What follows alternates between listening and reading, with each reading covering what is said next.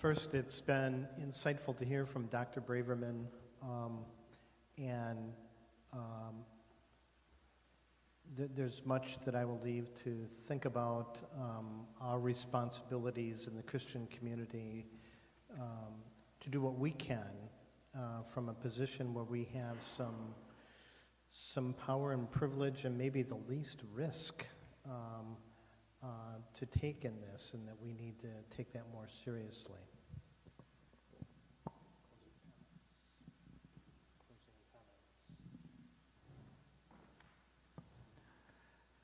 I think the main thing I want to say is to express gratitude for someone like Mark to come in our midst and to share his life and his hopes and his dreams and his cynicism with all of us. That hopefully when we all part from here, we're going to be going home and working on the same things that have to do with peace in the Middle East.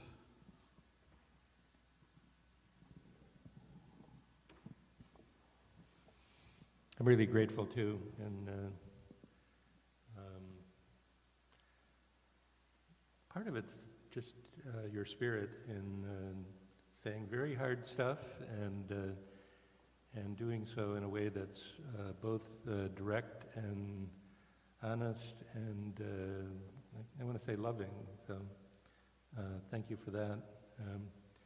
The one line that you said actually about yourself is this wall runs down the middle of me. It's inside of me, and I think about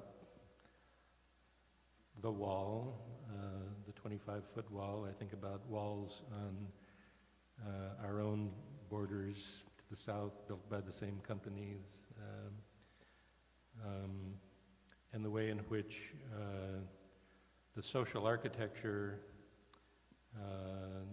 of our cities and our churches and our tables have these walls that are running right down the middle, not only the middle of the table, but the middle of our hearts. And so I take that as a word to listen to deep and to return to. And I'm grateful to Fort Street and to all who put this together. Thanks. Just a brief response to the panel before I offer the closing prayer, which I've been privileged to ask to have been offered. Bill, you just spoke about walls, and I think the fear has always been that issues like this will divide communities. I was with a group of rabbis who were talking about this, and I thought their fear was that they were going to lose their jobs if they spoke up, much like white ministers in the South in the 60s. Talking about integration. But I found that what their fear was that it would divide their congregations.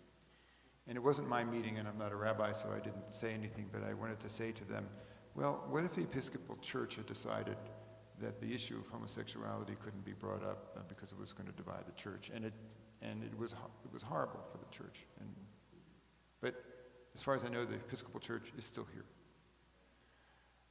So nobody will die and the church will not go away. In fact, the church will be enlivened.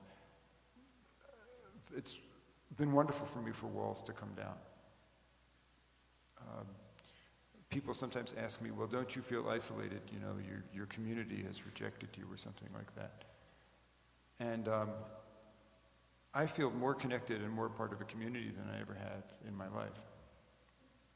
And so I want to say thank you to all of you for this community that you've created, that I feel a part of.